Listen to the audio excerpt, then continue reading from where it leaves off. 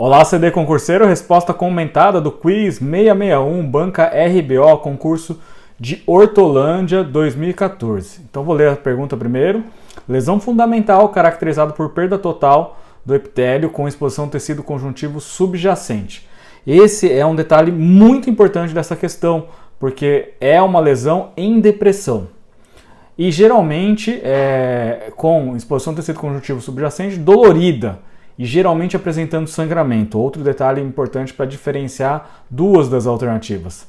Na maioria dos casos é acompanhado por aloeritematose com exudato na porção mais central. Trata-se de alternativa A, bolha, B, nódulo, C, erosão e D, úlcera. Então vamos para o comentário que eu sempre falo, que é eliminar as alternativas incorretas.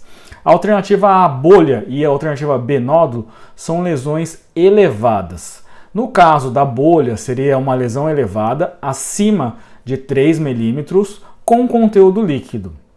A gente viu que em nenhum momento nessa alternativa fala desse conteúdo elevado, dessa lesão elevada e também desse conteúdo líquido. Então a gente já elimina essa alternativa A de cara. A alternativa B é o nódulo. O nódulo é uma lesão sólida elevada também, com conteúdo sólido, né, e acima de 5 milímetros. Então, tanto a bolha quanto o nódulo são lesões elevadas. A bolha, por sua vez, tem esse conteúdo líquido e o nódulo é um conteúdo sólido. A alternativa C, erosão. Erosão seria uma lesão em depressão e que acontece mesmo, perda de estrutura tecidual, mas não é a perda total da estrutura do tecido epitelial, mas sim uma perda parcial. Então, na erosão, no caso, não acontece geralmente dor e também geralmente não é para acontecer sangramento, porque quando acontece essa perda só superficial do epitélio, o epitélio não tem irrigação sanguínea, consequentemente não há sangramento. Então, a alternativa C a gente elimina, a gente fica com a alternativa D, justamente é a definição do que é uma úlcera.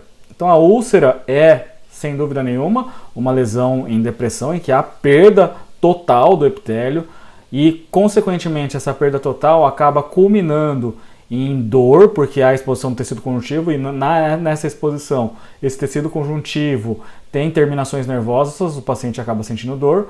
Nesse tecido conjuntivo também tem vaso sanguíneo, por isso acontece o sangramento.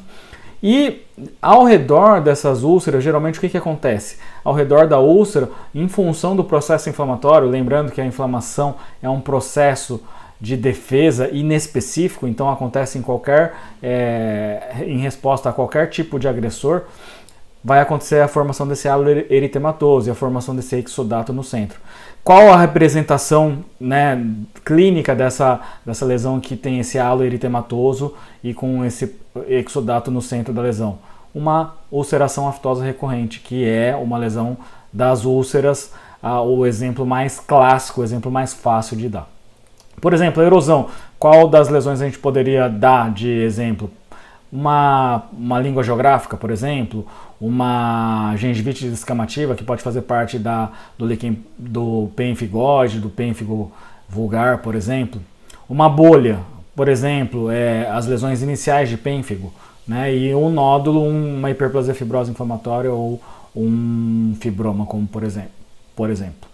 Então, lesões fundamentais é um capítulo importante da estomatologia que você deve estudar, e a banca RBO, concurso de São Sebastião, no próximo domingo, ela já fez um questionamento a respeito dessas lesões fundamentais. Continue acompanhando a gente, assine o nosso canal aqui, deixe sua pergunta, sua dúvida, que a gente vai ter o maior prazer de estar respondendo. Grande abraço!